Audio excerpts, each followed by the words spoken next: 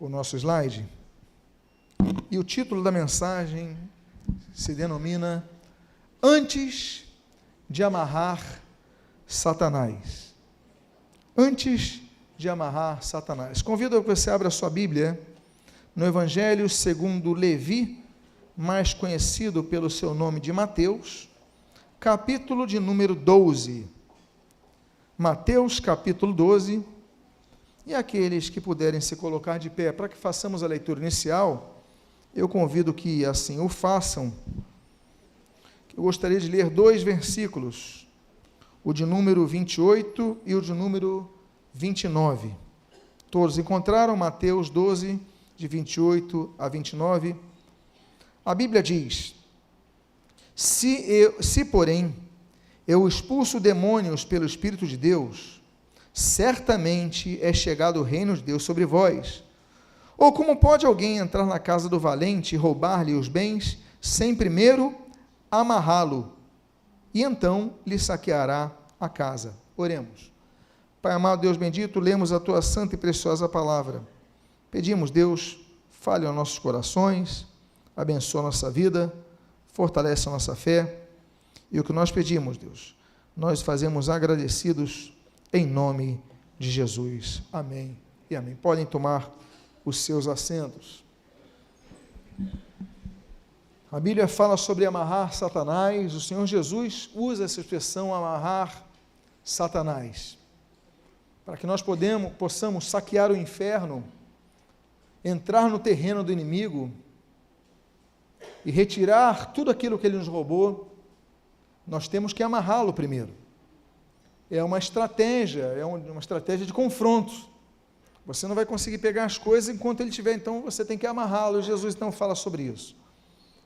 O diabo, ele tem muitos títulos na Bíblia, e no Evangelho de Mateus, capítulo 4, ele aparece como tentador. A Bíblia diz que o Senhor Jesus foi levado para o deserto pelo Espírito de Deus, a fim de ser tentado por Satanás.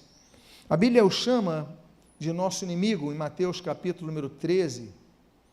A Bíblia o chama, por exemplo, em João capítulo número 8, como pai.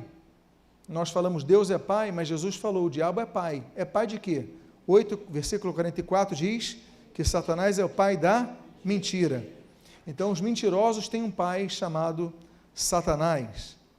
Satanás, ele anda ao nosso derredor, procurando ocasião oportuna para nos derrubar, porque ele tem muito poder. João capítulo 14, o Senhor Jesus diz que Satanás é o príncipe deste mundo. Ele não é o rei, ele é o príncipe. Ele detém um poder, não todo o poder. Tanto é que na tentação de Jesus, ele sobe ali nas três tentações mencionadas, dos 40 dias que Jesus é tentado no deserto, no final dos 40 dias, mas ele chega e fala assim, olha, está vendo os reinos desse mundo?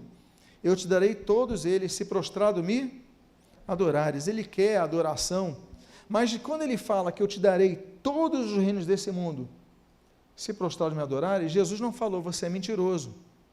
Por que ele não falou?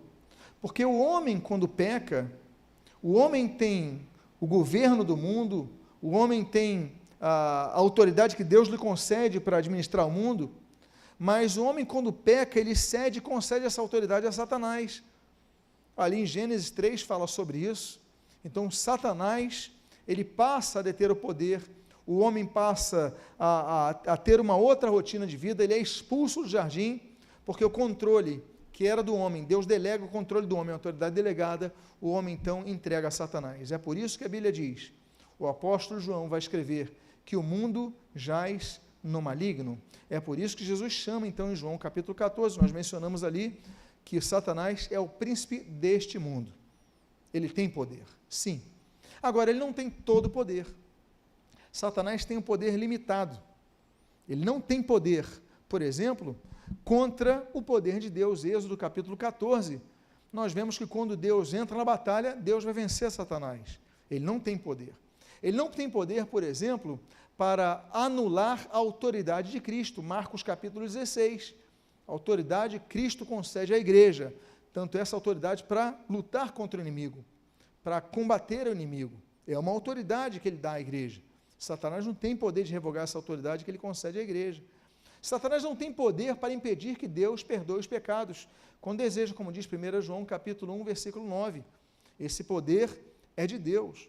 Satanás não tem nem poder, nem sequer poder, de tocar na vida do salvo, se Deus não permitir, como lemos ali no livro de Jó, capítulo 1. Olha, toca nele, mas não toca nessa área. Olha, toca nele, mas não toca naquela área. Toca nele, mas não toca. Não tire a vida. Não é assim que Deus vai determinando? Satanás vai pedindo.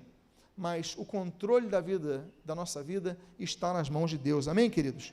Ele é incapaz de impedir nossas ações. Mas o fato é que ele no nosso derredor, procurando ocasião oportuna para nos devorar. Uma vez, eu ouvi um pregador dizendo, de maneira jocosa em relação a Satanás, ele dizendo o seguinte: Satanás é um leão, mas ele é desdentado. E o pregador deu uma risada: ele é desdentado. Aí eu falei assim: mas qual é a diferença de ser dentado ou desdentado, se ele pode nos devorar? Na prática, ele pode nos devorar, com ou sem dentes. É uma figura de linguagem, mas o fato é que ele pode destruir vidas como tem destruído, porque o Senhor Jesus fala, ele é inimigo de nossas almas. Assim como ele tentou Satanás, ele nos tenta, ele procura nos derrubar. E quantos estão e foram derrubados hoje? Agora, uma vez eu estava lendo uma revista, eu assinava uma revista chamada Ultimato, e eu li nela, num artigo referente a esse assunto, uma confissão. A confissão era a seguinte: antes de amarrar Satanás, deixa eu ler ela aqui, eu não coloquei ali, mas a confissão eu vou ler então aqui no meu texto. Diz assim: poderoso Deus, a pessoa escrevendo para a revista, ontem cedo eu amarrei Satanás, só que tive inveja do meu irmão, tive ciúmes da minha mulher, tive ódio do meu cunhado, menti para o meu concorrente e falei dele muito mal em público. Além disso, despedi de mãos vazias os que trabalhavam de boa vontade na igreja. Fiquei decepcionado. Não me passou pela cabeça que eu precisava amarrar também a minha pecaminosidade latente, este barril de pólvora que está dentro de mim e me faz pecar. Fecha aspas. Esse leitor, ele escreve isso: eu amarrei Satanás, mas fiz um monte de injustiças. Eu amarrei Satanás, mas eu invejei, eu odiei, eu falei mal, fofoquei. Então, de que adianta amarrarmos Satanás se nós não amarrarmos a nossa pecaminosidade? De que adianta nós amarrarmos Satanás se nós não amarrarmos o nosso grande inimigo, que somos nós mesmos? É o que Jesus fala: de que adianta nós ganharmos o mundo se perdermos a nossa própria alma? Por quê? Porque a nossa visão sempre é a externa, mas não olhamos para nós mesmos. Então eu quero dar alguns exemplos, porque às vezes a gente amarra o diabo até mesmo onde ele não está. Eu lembro que no seminário tinha a copiadora, a parte da papelaria que a pessoa tirava cópias ali. Eu estava no intervalo, tinha que tirar cópia ali de uma apostila e deu problema ali, o papel embolou e a menina da máquina falou assim: está amarrado, Satanás. Olhando para a máquina, eu falei: mas foi o papel que embolou. Foi o papel, só tirar o papel. E ela amarrando Satanás, porque tinha muita gente. Então, muitas vezes, nós procuramos colocar uma capa de uma espiritualidade onde não sempre é necessário. Se você não pagar a conta de luz e cortarem a luz da tua casa, você não vai amarrar o diabo porque cortou a luz. É porque você não pagou a conta. Então, tem coisas que eu não estou aqui advogando para o diabo, não é isso. O que eu estou dizendo é que muitas vezes nós não olhamos para nós mesmos e preferimos usar o diabo como culpado de tudo, quando muitas vezes o culpado somos nós. Às vezes ele só arma o teatro, mas não coloca os atores. O palco está lá, ele abre as portas, agora quem vai entrar no teatro somos nós. A árvore do Éden não foi o diabo que criou, foi Deus que colocou a árvore no meio do jardim. Deus deu ordens. E olha, a maçã, me desculpe, o fruto não era a maçã, ninguém sabe o fruto. Mas o fruto, quem pegou foi Adão, foi Eva, depois deu para Adão, quer dizer, foi a humanidade que pecou. Ele só prepara. Agora os atores, então nós temos que, antes de amarrar Satanás, temos que amarrar algumas coisas. E uma delas está em Isaías capítulo número 59, versículo número 2. Mas as vossas iniquidades fazem separação entre vós e o vosso Deus, e os vossos pecados encobrem o seu rosto de vós, para que não vos ouça. O que nós devemos amarrar em primeiro lugar, nós devemos amarrar o pecado que nos domina. A Bíblia diz, Tiago capítulo 1, que a origem do pecado é a nossa cobiça. A Bíblia diz que nós somos tentados na nossa cobiça. E uma vez que a gente cede a nossa cobiça, gera o pecado. E o pecado, uma vez consumado, gera a morte. Tiago capítulo 1. Satanás, então, ele trabalha na nossa cobiça. O que nós desejamos, ele só facilita o caminho, ele só envia seus agentes, ele só aproveita oportunidades. Mas nós, então, engendramos o pecado. O pecado traz muitos prejuízos. O pecado traz enfermidades. Nem toda enfermidade é natural. Agora eu vou para o outro lado. Como diz Êxodo, capítulo número 15, ele fala, quando vai ser mencionado o texto de Jeová Rafá, ele falou, não vou mandar sobre vocês enfermidades as que eu enviei sobre o Egito. Ou seja, ele enviou as enfermidades aos egípcios, foi uma intervenção divina, enfermidades sobre eles, úlceras e outras enfermidades. Deus envia. Há doenças que são de origem espiritual, sim. Mas qual é a causa disso? O pecado. O pecado traz isso. O pecado traz divisão. O pecado, por exemplo, ele traz condenação. Romanos capítulo 3. A Bíblia vai falar sobre isso. Versículo 23. A Bíblia vai falar, por exemplo, ainda que em Romanos capítulo 8 diz, nenhuma condenação há para os que estão em Cristo Jesus. Mas para quem está em pecado, servindo ao pecado não a Cristo, está condenado, como diz João capítulo 1, inclusive. Aí Romanos capítulo 6, versículo 23 também diz assim, olha, porque o salário do pecado é o quê? A morte. Então, meus amados, todos pecaram. Só existe um que não pecou. Eu peco, você peca, ele peca, nós pecamos e lutamos todo dia para não pecar. A nossa grande luta é esse, não cedermos às armadilhas do diabo. Porque a Bíblia diz, Romanos 3, 23, porque todos pecaram e carecem da glória de Deus, todos. Só existe um que não pecou, porque Pedro pecou, Maria pecou, todos pecaram. A Bíblia só isenta um. 1 Pedro fala sobre isso, Hebreus fala sobre isso, que é o Senhor Jesus. Nele não se achou dolo nenhum, nele não houve pecado. Agora, o pecado também tem notícias, traz uma notícia boa. Por quê? Qual é a notícia boa em relação ao pecado? Porque Jesus nos perdoa os pecados, como diz Marcos capítulo 2. Jesus não apenas perdoa os pecados, como outra notícia boa em relação ao pecado, é que João capítulo 8, Jesus nos liberta dos pecados. E conhecereis a verdade, e a verdade vos libertará. E Jesus, então, não apenas perdoa o pecado, não apenas nos liberta do pecado, mas e agora? Ele me libertou, mas eu tenho, meus pecados contaminaram minha vida. Ele também purifica dos pecados. Como diz 1 João, porque o sangue de Jesus nos purifica de todo o pecado. Aquele sangue do Cordeiro que nós mencionamos ali, aquele Cordeiro perfeito, Jesus é chamado de Cordeiro. A profecia fala do Cordeiro, Êxodo capítulo 12, que vinha trazer libertação a Israel, dos sacrifícios levíticos que nós vemos ali em Levítico, alguns deles, como de holocausto, pediam um Cordeiro. Aí nós temos João capítulo 1, versículo 29, João Batista apontando, eis aí o Cordeiro de Deus que tira o pecado do mundo. Aí lá no livro de Apocalipse, capítulo número 5, fala do Cordeiro, que venceu e abriu o livro dos seus selos. Ou seja, É esse Cordeiro que derramou o seu sangue que nos libertou de todo pecado. Só que o pecado, ele nos assedia. A nossa tendência, nós temos algo chamado concupiscência. Eu sei que o termo não é um termo usual. Você não vai na feira e ouve alguém, poxa, eu estou com uma concupiscência. Você não ouve isso. Não é um termo usual. Mas o que é a concupiscência? Porque a Bíblia fala sobre a concupiscência, que falam que procede do mundo.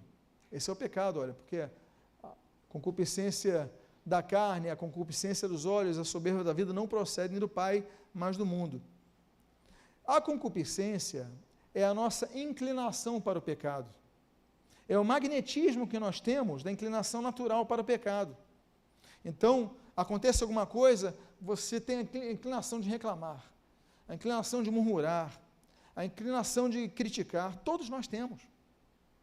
A inclinação de nos vingarmos, eu tenho, muitos têm, é uma luta. Por isso que Paulo fala, olha, a grande luta que nós temos é do homem interior contra o homem exterior, ele usa essa imagem. Olha, aquilo que eu quero eu não faço, aquilo que eu não quero eu faço. Paulo reconhece isso, cada um tem uma limitação aqui. Só que o que nós devemos fazer? Nós devemos lutar contra ela. Por quê? Porque o texto diz, e esse texto que está em tela, que se nós não dominarmos nossos pecados, nossas orações não serão ouvidas. Há uma ideia antibíblica que Deus ouve todas as orações, isso não é verdade, o texto está claro. Olha, os vossos pecados encobrem o seu rosto de vós, para que não vos ouça. Tem oração, você pode gastar 10 horas orando e Deus não te ouvir. Por quê? Porque você não controla o teu pecado. É por isso que nós sempre aprendemos a pedir perdão pelo nosso pecado. Senhor, perdoa os meus pecados, perdoa as minhas falhas. Não é assim que a gente aprende a orar? Perdoa, Senhor. E é lutar, e é muito difícil. Então, amarrar Satanás, muitas vezes se torna um facilitador, a gente dá uma frase, mas não amarra o nosso próprio pecado que nos domina. Há uma outra coisa que nós devemos amarrar. Está em Marcos capítulo 4, 37 ao 40. A Bíblia diz, ora, levantou-se grande temporal de vento e as ondas se arremessavam contra o barco, de modo, lá no mar da Galileia, que o mesmo já não estava a encher-se de água. Já estava a encher-se de água. E Jesus estava na popa, dormindo sob o travesseiro.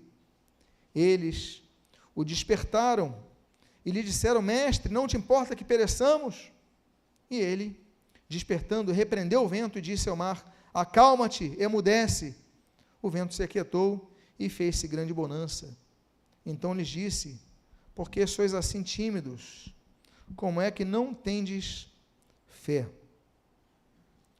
Eu coloquei até o termo em grego ali, tímidos, eu coloquei deilos, que vem de deos. Porque quando eu era criança, eu lembro que teve uma vez que eu fui para o aeroporto, receber alguém, nós morávamos no Uruguai, meu pai era missionário lá, nós fomos no aeroporto, estávamos esperando, e eu fui em silêncio, e no caminho eu falei, pai, eu acho que eu não vou ser salvo. Eu falei, pai, por quê? Eu falei, porque eu sou tímido. Mas por quê que você não seria salvo por ser tímido? Eu falei, porque Jesus falou, repreendeu porque eles eram tímidos.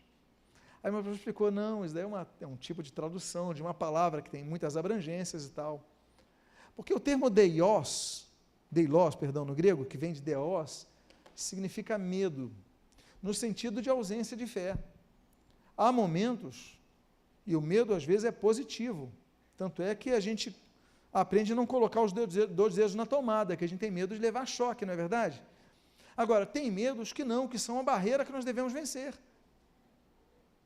O medo não pode nos paralisar, porque ele paralisa muitos. Tem conquistas que você não colocou a sua mão por medo. Eu lembro de uma pessoa que, há muitos anos atrás, passou no concurso, recebeu, na época, o telegrama, não sei nem como é hoje, foi chamado para entrevista, não foi, porque ficou com medo. Fez tudo, mas não foi porque ficou com medo. a vida inteira mantida pelos pais, e agora, como é que vai ser minha vida? Não foi. Eu lembro de uma jovem que ficou noiva, e na semana do casamento me procurou em gabinete, lá na rua Homem de Melo, e aí essa jovem falou, eu não quero casar. Eu falei, mas você vai casar no sábado. Eu falei, eu estou com medo. Estou com medo que ele se torne violento, estou com medo. Porque eu estava muito ambientado nos pais, na segurança, medo. O medo paralisa. Jesus fala, tem momentos que você tem que enfrentar a tempestade sem medo. Então, nós devemos amarrar muitas vezes a incredulidade. A incredulidade muitas vezes nos faz não enfrentar o medo com fé. Afinal de contas, Hebreus capítulo 11 diz que sem fé é o quê? Improvável agradarmos a Deus? Não, impossível agradarmos a Deus. Não temos como agradar a Deus sem fé. O Senhor Jesus fala em Marcos capítulo 9 que nós vivemos no meio de uma geração sem fé, uma geração incrédula. É simples, é só ver os jornais, é só ver qualquer portal de notícias. Aí, o G1, você coloca o UOL, coloca a Terra, coloca qualquer um. Vai ter sempre gente incrédula falando mal do Evangelho. Nos veem como se fôssemos pessoas incapacitadas, pessoas que não raciocinássemos, pessoas nos colocam no outro padrão, porque não veem como a gente vê, não entendem como a gente entende. Então nos julgam, estamos cercados de geração incrédula. Agora, o mais interessante, que apesar disso de Marcos 9, em João capítulo 20, nós vemos que temos discípulos incrédulos, como Tomé. Era discípulo, andava com Jesus, via os milagres de Jesus, ouvia os ensinos de Jesus, via as coisas maravilhosas de Jesus. Jesus falou que ia ressuscitar. Quando Jesus aparece para o sujeito, ele fala, não, peraí, eu tenho que tocar aqui para ver se é. Por quê? Porque nós somos acometidos de incredulidade. A Bíblia diz, quando Paulo escreve aos Coríntios, ele fala que Satanás cegou o entendimento desse mundo com incredulidade, para que não lhes possa resplandecer aos incrédulos a luz do Evangelho. O que ele quer é que a luz do Evangelho não resplandeça.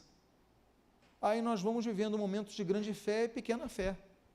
Não é isso que o Senhor Jesus fala em Mateus 14 para Pedro? Homem de pequena fé. Então nós devemos amarrar nossa incredulidade. Há momentos que eu volto a dizer, é fácil dizer, está amarrado o Satanás, mas é muito difícil no momento de luta, você dizer, está amarrada a minha incredulidade, eu vou ter fé, eu vou agradar a Deus. Por isso que a Bíblia diz no livro de Judas, na carta de Judas, a Bíblia diz, olha, tenham pena dos que estão na dúvida, por quê? Porque eles precisam viver uma vida de fé. É por isso que a Bíblia diz que o justo viverá pela sua fé.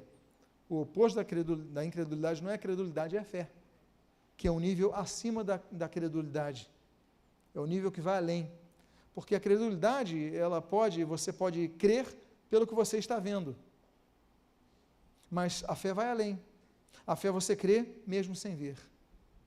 Então, antes de amarrar Satanás, você vai amarrá-lo, sim, como Jesus falou, mas amarra a sua incredulidade. Amém, queridos? Há uma terceira coisa que nós devemos amarrar.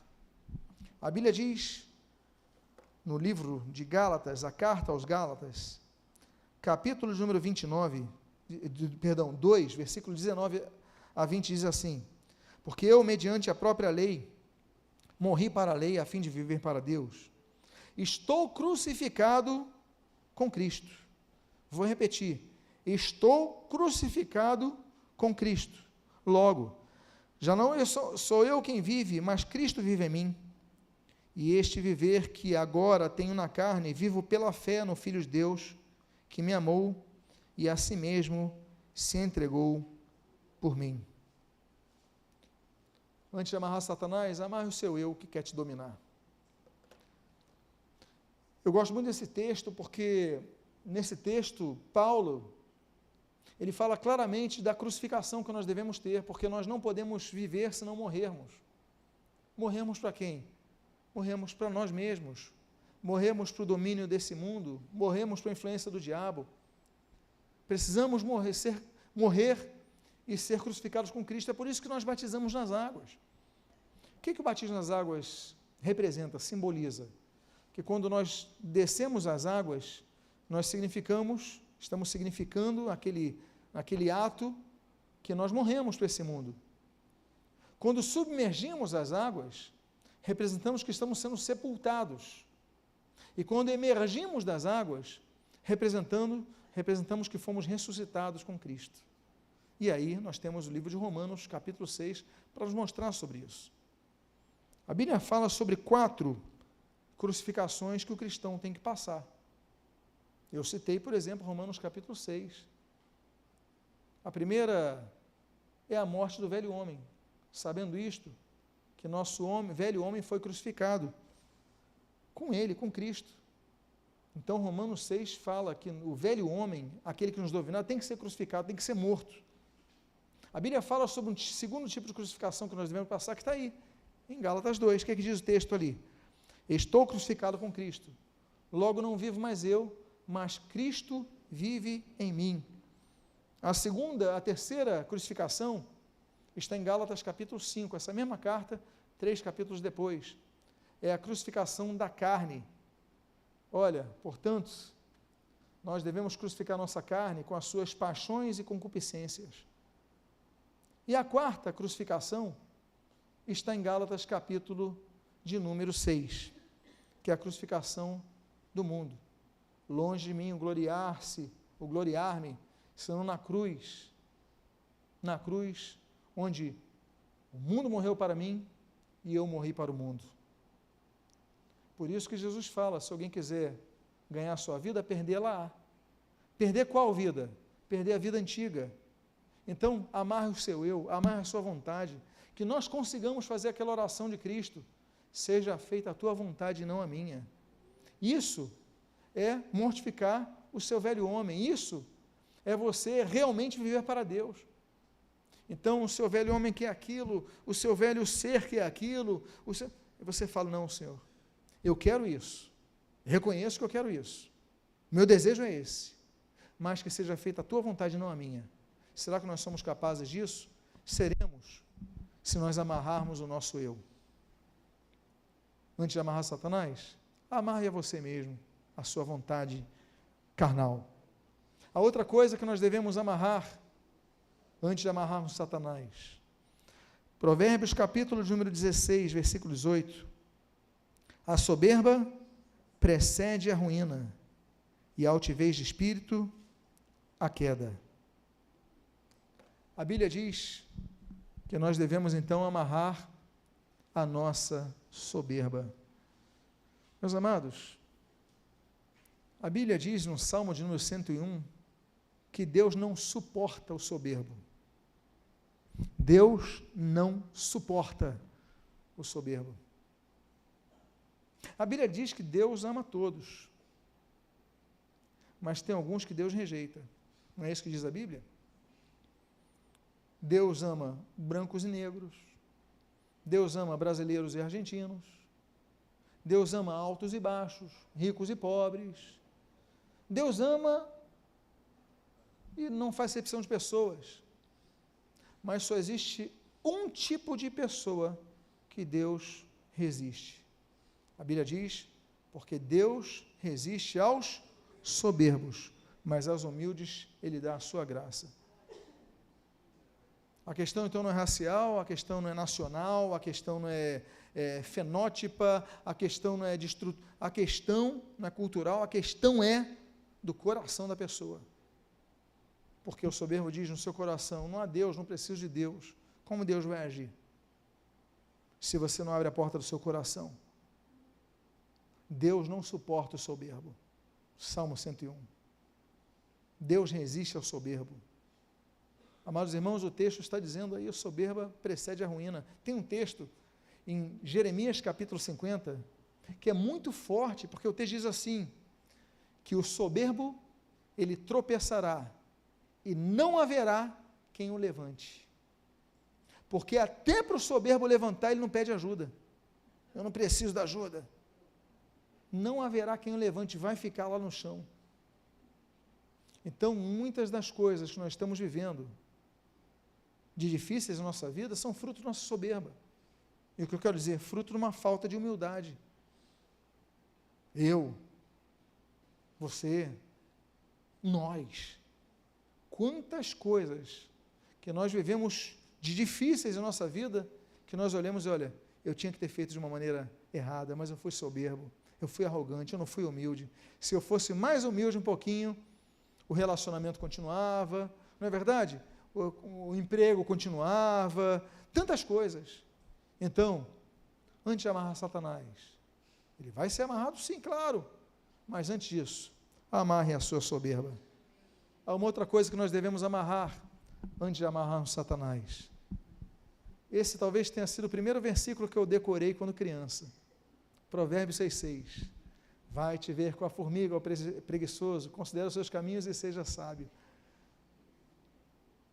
A outra coisa que nós devemos aprender e amarrar é a nossa preguiça.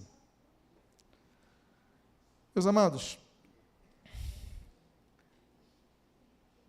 muitas das coisas que nós não conseguimos pela nossa acomodação, pela nossa preguiça. É mais fácil orarmos a Deus pedindo um emprego do que orarmos a Deus e irmos de porta em porta pedindo um emprego. É mais fácil você ir no culto e na oração pedir por um emprego do que você ir no culto, na oração pedir por um emprego e na segunda-feira você fazer contatos, enviar currículos, bater em portas de empresas. É mais fácil. O problema é que a gente só faz metade do trabalho, não todo o trabalho. Por quê? Porque temos medo, não é isso? O day loss que nós falamos ali. Temos medo de receber um não. Tem pessoas que não tentam coisas maiores porque ficam com medo do não. Mas o não você, como diz o ditado, o não você já tem. Já tem, então tenta sim. E numa você consegue. A Bíblia diz, por exemplo, no próprio livro de Provérbios, ele diz que o medroso, ele tudo deseja e nada tem. Provérbios 13. 2 capítulos depois, a Bíblia diz, capítulo 15, que o caminho do preguiçoso é como se estivesse cercado de arame, de farpas, de espinhos. O termo é espinhos. O caminho dele é assim, às vezes não tem espinhos, mas ele vê espinho onde não tem. É o que eu falo, às vezes você tem um sim na tua frente, num telefonema você recebeu sim, você não dá o telefonema. Num encontro, um café que você marque, você tem o sim, mas você olha o caminho, Provérbios 15, eu estou cercado de espinhos, você não vai, porque você tem medo. Aí você não alcança. Amados irmãos, Provérbios 19, a preguiça nos faz cair em profundo sono. É difícil acordar cedo, não é verdade? Para alguns não, mas para muitos sim. Aí o alarme toca, você vai lá mais 10 minutinhos, que até hoje não sei porque são 9. Aí vão lá, mais 10, mais 10, mais 10, aí você perde compromisso, você não sai da cama, quando você vê são meio-dia, e você está na sua casa, aí você desanima a fazer o resto do dia, você jogou um dia fora. A nossa primeira luta é o acordar. A nossa primeira luta do dia não é o diabo não, é a cama. É a primeira luta, depois tu amarra o diabo. Mas amarra o teu sono, amarra a tua preguiça, e luta. Aí você acorda, você começa com oração, profetiza, vai à luta.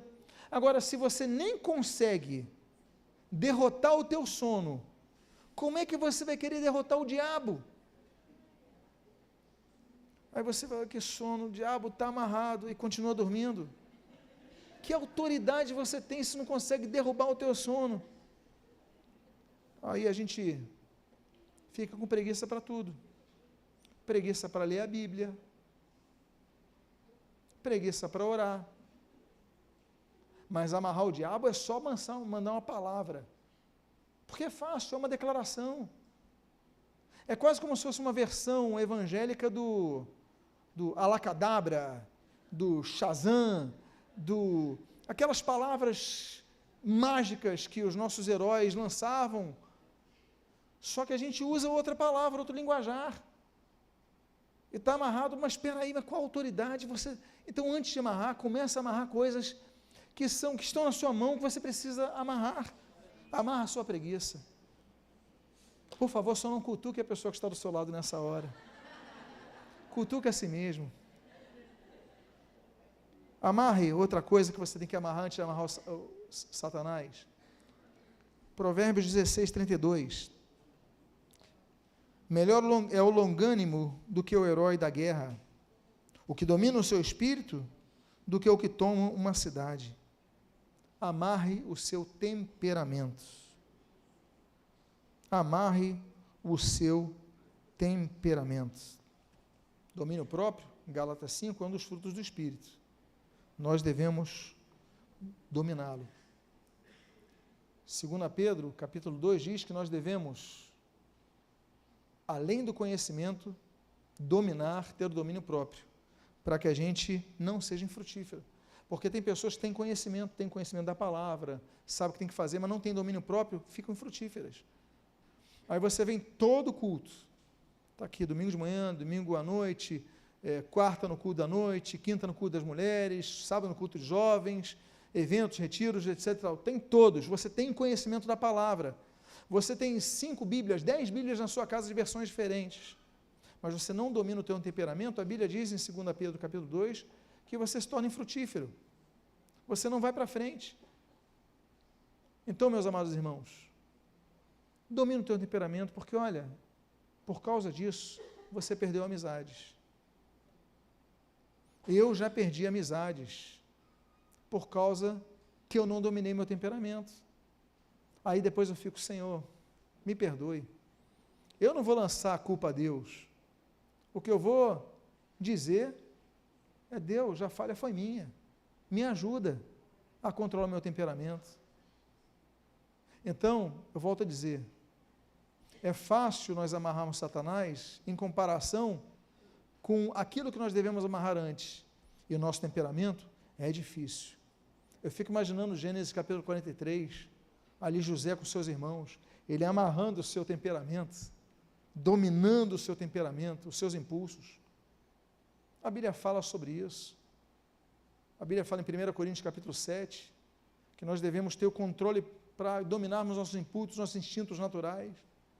Então, meus amados, é melhor ser longânimo que herói de guerra. O que domina o seu espírito é melhor do que o que toma uma cidade. Porque às vezes você faz tantas coisas, mas você não consegue se dominar, você destrói tudo. É como a Bíblia diz, uma cidade não murada. E eu vou para a última coisa que nós devemos amarrar, antes de amarrar Satanás.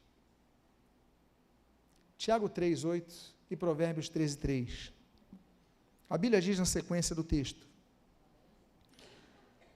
a língua, porém, nenhum dos homens é capaz de domar, é mal incontido, carregado de veneno mortífero.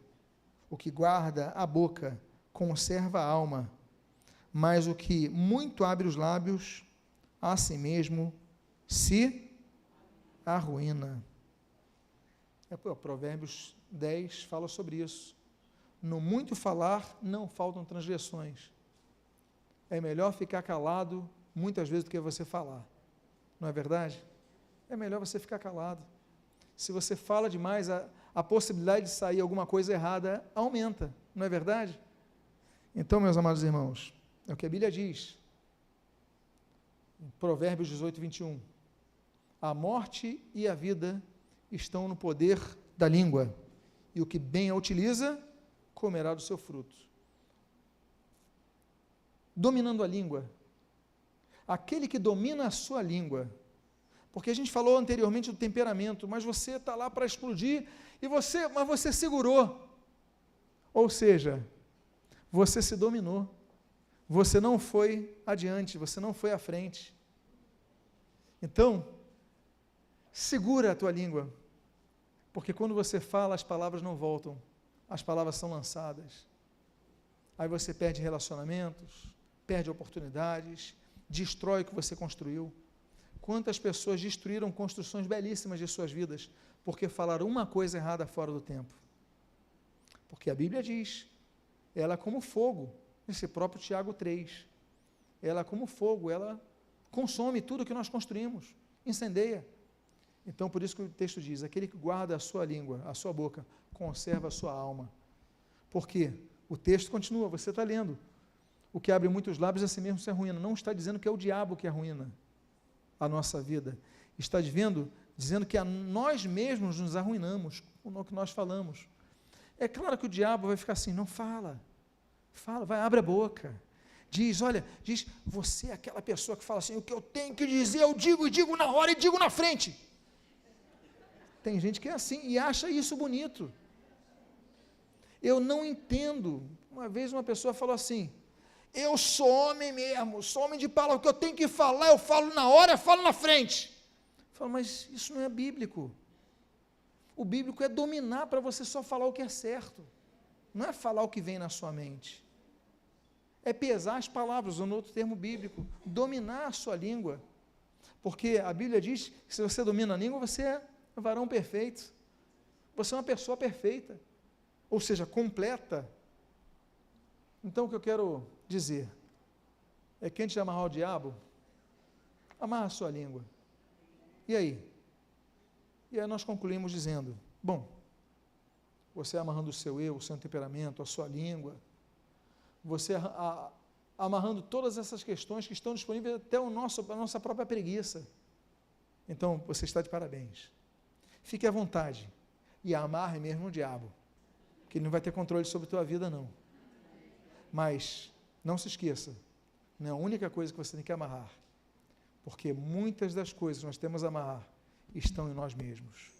Eu quero fazer um convite a você a ficar de pé nesse momento, quero convidar a você a fechar os seus olhos, e a você que ouviu essa mensagem,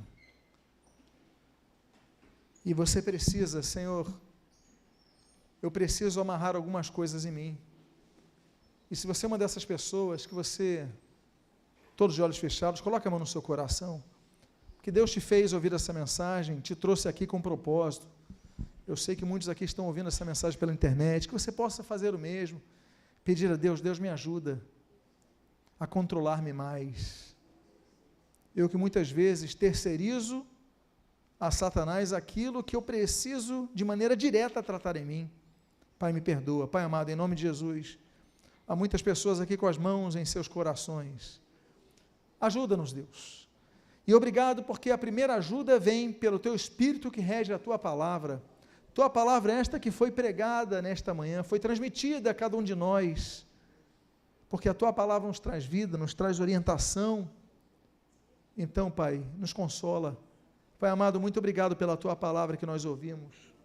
Pedimos perdão pelas nossas falhas.